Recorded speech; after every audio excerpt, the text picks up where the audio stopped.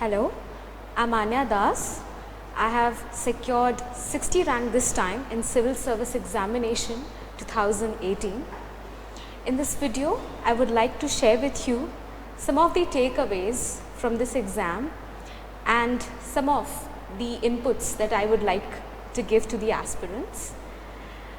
For me, this exam is a learning experience in itself, and a learning experience in the sense that it empowers you with the knowledge that you derive. It empowers you with the knowledge of yourself that you derive during this examination. Well, there is no separate strategy for prelims and mains. One has to follow an integrated approach because the knowledge that one has to use in each of these stages has to be derived in an integrated and comprehensive way. For example, the knowledge that you need to solve an MCQ in prelims is also needed to write a long answer during the mains examination, and in the interview process also that same knowledge has to be used, but in a different way. But specifically coming to each of these stages, one finds that if 2 months is left before prelims, then you need to tie your boots and start the strategy in the sense that you have to practice test series and you have to read the text in the prelims oriented format. For example, you will be focusing more on facts, you will be focusing more on areas from where one line questions, one word answers can be found. So for prelims, the first is you need to master the static portion, economics, history, art and culture. All these sections needs that you master them properly. After that, go through last year prelims question paper and you find that there are certain areas which UPSC is interested in asking quite often from. And these areas are environmental organizations and Northeast, Andaman, Nicobar, Western Ghats, and reports of international organizations. So you must focus on these areas and study them properly. The third is practicing test series. Test series practice is of vital importance because not only you gain a lot of resource and knowledge by solving them, but they help you to practice elimination technique, which will be of immense help during the exam. Even if you don't know an answer, how can you eliminate the proximate options and reach to the answer is what you will learn. Other than this, you need to revise the material many times, multiple times, so that few days before the exam you have less crisp material and you can finish the revision very fast and just go to the exam hall with a relaxed mind. In mains, what happens is your orientation changes a bit. You use the same knowledge, but your orientation is more in-depth, more analytical.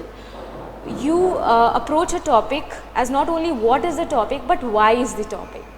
For example, if we talk about Gandhara art and Mathura art, for prelims you will be talking about a few facts from this area, but when you approach this topic in mains, you may have to write about where Gandhara and Mathura originated, what were the features that defined these art forms, what are the examples, and you may even like to draw a specimen of these art forms. So you see, in mains a comprehensive approach is required, and the crux of mains, as they say, is answer writing.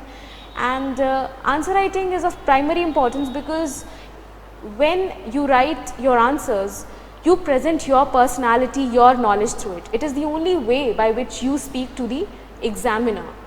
So try to make your answer more and more attractive. The content should be rich. It should have more and more dimensions, and it should give an impression that an in-depth understanding is reflected. Apart from that, the handwriting must be legible enough, it must be clear. You can use tabular format, point format, bullet points to present the points more effectively, and you can also add maps, diagrams, flowcharts to make your answers more attractive. This is what I also did in my attempt this time, and I felt that I was awarded beneficiently for this. And you at the end have to believe on your hard work and do this practice of answer writing at your home every day, or not, if not possible every day, then do it at least 2 or 3 days, or do it after 2 or 3 days. So this is the approach you need for prelims and mains. Newspaper reading is of immense importance. When you start this journey, newspaper is the first thing that you must lay your hands on. However, I feel that the time that you give to newspapers reduces as you proceed in your preparation. When you are new, you give more time, 2 or 3 hours, and when you feel that you know how to tackle the newspaper, you give, half an hour would be enough. So how to read newspapers is the moot point. The moot point is that you should go through the syllabus and then focus on sections where you think questions are being asked from, read the editorial properly, and if you feel a topic is being repeated times and again and you have adequate knowledge on that topic, then you don't need to read that topic again and again from the newspaper.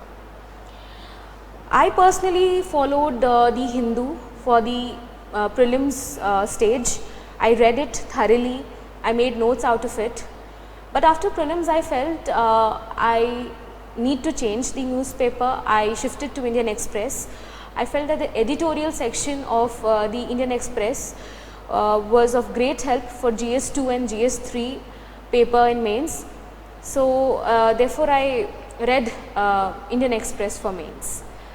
So it is completely on you what newspaper you are comfortable in, and please make sure that whatever you read, you summarize it in few points, because few days before the exam, revising is the crucial thing, and if you make notes, then revision becomes quite easy. I feel digital learning is indispensable in the current age. You have to go digital to excel and to gain knowledge. I feel that you have to choose your sources quite wisely, because in digital era we face the problem of plenty. There are a lot of websites, a lot of videos which give you information, but you need to choose what works best for you. I will suggest that PRS India is a wonderful website. You can take help of it for your GS2 preparation. The laws, legislations passed in the parliament are given in it in great detail. Other than that, you can go to PIB, you can go to Wikaspedia, you can even go to Wikipedia, and in YouTube, the Rajya Sabha TV will be of vital importance. The debates in Rajya Sabha TV will help you ace the mains stage, and also you will learn the tactics of good speaking which will help you during the interview stage. Knowledge is one thing, implementing it is the other thing, and the implementation of the knowledge that you have is possible only when you have the right attitude. Your attitude decides your success in this examination. I know the syllabus is huge. The questions being asked year after year, they are turning to be more and more complex. But your attitude should be that you can crack this exam. Your attitude should be of optimism, of being positive. The thing is that you have to understand that the pressure that you feel during the whole process is something that is experienced by each and every candidate. But what is different in all the candidates is the way that they tackle this pressure. So please don't get boggled under the pressure.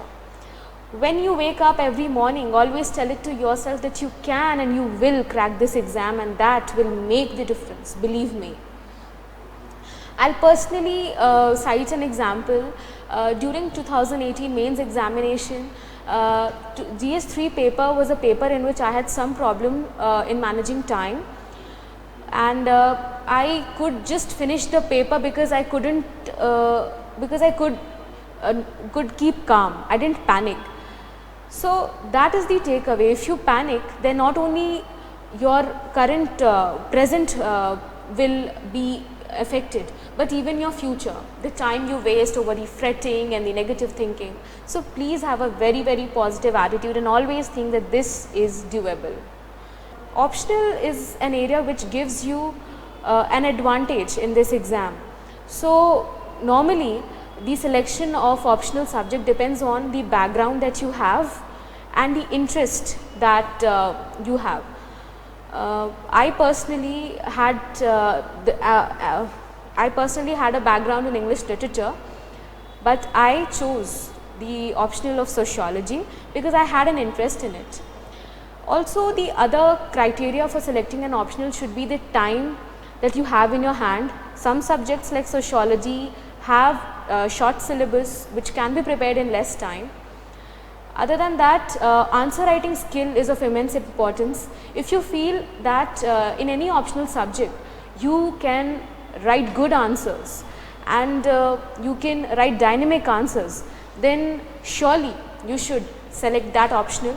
Preparing for this exam requires immense energy from your side. So please ensure that you exercise, you meditate, you do the positive self-talk every day, so that you make this learning, this journey, an enjoyable process. Finally, I would like to wish you all the best for the upcoming exams, and may you get all the success. Thank you.